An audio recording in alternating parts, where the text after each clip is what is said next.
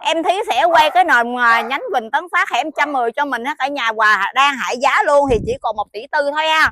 Thì đây, từ cái miếng nhà bên đây qua bên cái trụ đá cả nhà chỉ là ngang năm, chạy dài là 26 rồi cả nhà, full thổ cư nè. Thì giờ anh chị chỉ xin giấy phép xây dựng ha.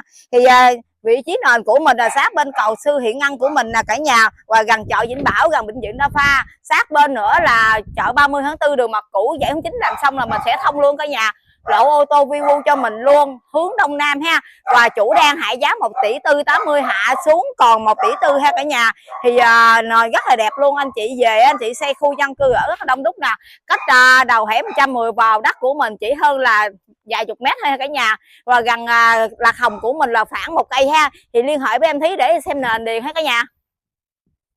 Ngày qua chứa chan con tim yêu thương nồng nàn, nơi đây chờ ta tuyết rơi về bên hè.